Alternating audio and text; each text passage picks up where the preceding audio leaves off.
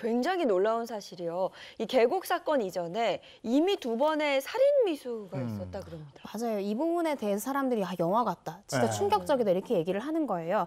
알고 봤더니 이 씨랑요. 지금 공범으로 지금 지목되고 있는 이 조 씨가 사실은 같은 해 2월 달에 강원도에 있는 양양군의 한 펜션에서 A 씨에게 보거피 등이 섞인 음식을 먹여서 독사를 시도를 했는데 다행히도 이 독성이 치사량에는 못 미쳐서 미수에 그친 그런 사건이 있었고요. 또 3개월의 시간이 흐른 후에는 경기도 용인시 한 낚시터에서 윤 씨를 물에 빠뜨려서 살해를 하려다가 잠에 깬 지인한테 발각이 돼서 미수에 그친 그런 일이 있었습니다.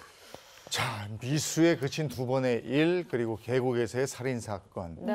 그 살해 이유는, 남편을 살해한 이유는 보험금 때문이었다 이건가요? 뭐 맞다고 봐야겠죠. 지금 상황에서는 그 윤 씨와 이 씨가 이제 혼인 신고를 한 5개월 이후에 바로 보험을 가입하는데요.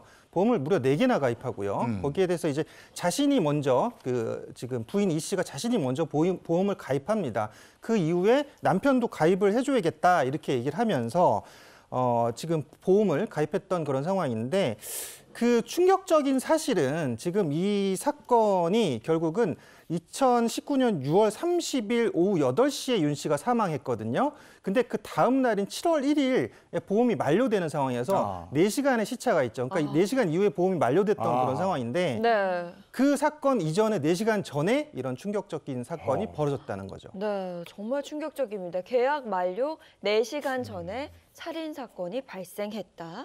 그런데 저는 한 가지 궁금한 점이 아내가 이제 뛰라고 했는데 싫다 그랬을 때 그럼 내가 뛸게 뭐 이렇게 말해서 결국 본인이 뛰어내렸잖아요. 근데 처음에 뛰라라고 말했을 때 나 싫어. 나 수영 못해서 안 돼. 이렇게 단호하게 거절을 했으면 안 되는 거였을까? 저도 그 부분이 안타깝거든요. 네. 보통의 남녀 관계고 내가 전혀 수영을 못한다는데 계곡이라는 건 진짜 한번 잘못 받으면 큰일 날 수가 그럼요. 있잖아요. 네, 네. 예. 근데 왜 이렇게 단호하게 거절하지 못했을까? 그 이 씨와 피해자 윤 씨와의 관계를 좀 살펴볼 필요가 있습니다.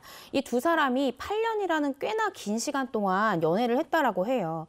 그리고 두 사람은 어떤 특별한 예식이 없이 혼인신고로 2017년에 법적인 부부가 됐는데요. 부부가 된 다음에 윤 씨가 대출까지 받아가지고 인천에 신혼집을 마련을 했는데 이곳에 이 부부가 사는 게 아니라 이 씨의 친구가 대신 거주를 해요. 그리고 윤 씨는 그러니까 피해자 윤 씨는 자신의 직장이 있었던 수원 근처에 집을 얻어서 살고요.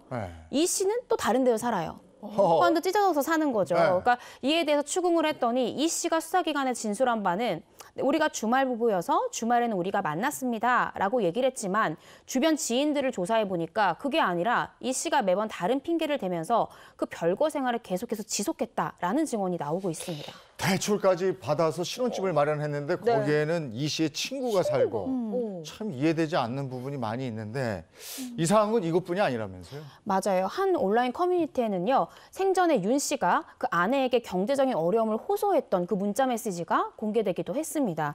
그러니까 이들이 참 순탄치가 않았던 것 같아요. 결혼 생활이. 그리고 윤 씨는 굉장히 극심한 생활고에 시달렸던 것 같은데 그 문자 메시지 내용을 좀 살펴보면 전기가 곧 끊긴데 3개월치인데 좀 도와줘. 신발이 찢어서 창피해.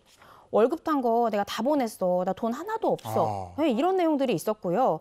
그러면서 윤 씨는 아내에게 잔액 영원히 찍힌 통장을 캡처한 사진을 보내는가 하면 다 찢겨서 더덜더덜한 그런 운동화 사진까지 보낸 그런 것까지 다 확인이 됐습니다. 아니 그런데 윤 씨의 당시 연봉이요 6천만 원에 달했다고 알려져 있어서 더 충격적이었거든요. 네, 방금 변호사님 말씀대로 굉장히 어렵게 생활을 했었거든요, 윤 씨가. 근데 대기업에서 근무하면서 연구원으로 근무하면서 15년 동안을 근무했는데 연봉이 6천만 원 정도가 됐다는 거죠. 그러면 사실 평균 이상의 연봉이라고 볼 수가 있거든요.